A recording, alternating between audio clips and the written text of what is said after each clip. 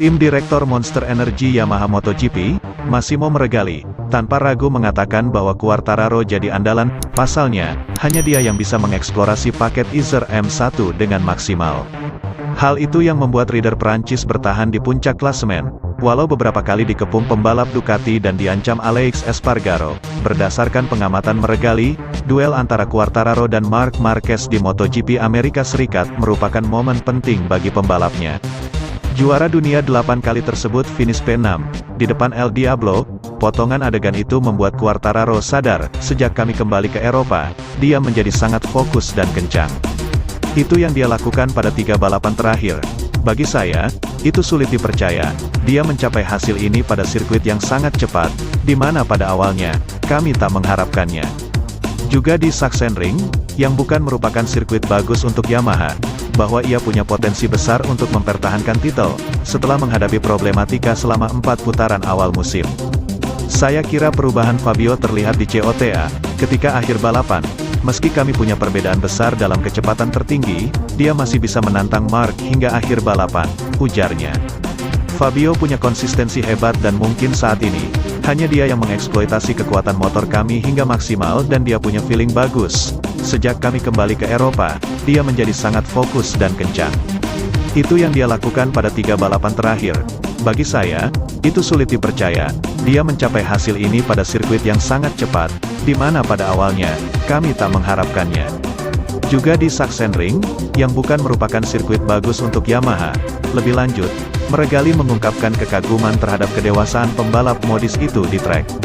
Dia sangat matang, jauh lebih dari tahun lalu karena dia meningkatkan waktu lap kapanpun kami balapan.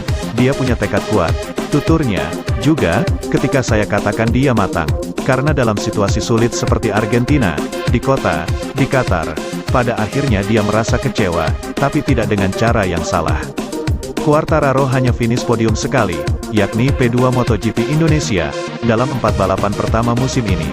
Dalam 6 putaran berikutnya, ia hanya sekali keluar dari 3 besar, yang justru terjadi di kampung halamannya, MotoGP Prancis. Terlepas dari moncernya prestasi Quartararo, Yamaha berada dalam situasi sulit seperti sekarang. 0 poin dari balapan kembali terjadi sejak Misano 1989. Juara bertahan MotoGP itu jatuh 2 kali di Assen. Franco Morbidelli dan Darin Binder pun mengalami crash. Andrea Dovizioso, pembalap veteran RNF Racing, tak bisa membantu karena hanya finish di P16. Awalnya ini sangat sulit karena kami mengharapkan sesuatu dari Jepang, yang tidak bisa kami jalankan. Saya kira kami kehilangan sedikit motivasi, lalu kami memutuskan untuk berhenti memikirkan apa yang tidak bisa kami capai, Meregali melanjutkan. Kami mencoba memaksimalkan apa yang kami lakukan.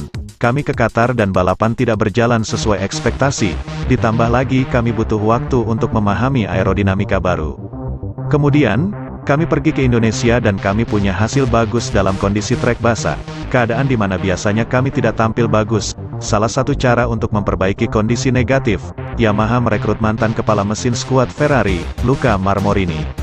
Ia bertanggung jawab mengembangkan mesin M1, tentu saja, ada ekspektasi tinggi yang mengiringi kehadirannya. Harapan tidak hanya terdapat pada sinergi baru ini, tapi juga untuk cara di Jepang. Mereka mungkin berubah pikiran, mereka selalu bekerja secara internal, tapi sekarang mereka mulai dengan pemikiran terbuka dan fokus pada pengembangan motor dan hasilnya, Meregali menjelaskan. Saya harap melihat beberapa hasil dari kolaborasi baru ini, mungkin di akhir musim karena mereka sudah, seperti yang Anda bayangkan, bekerja untuk tahun depan. Namun, saya gembira, saya sangat yakin.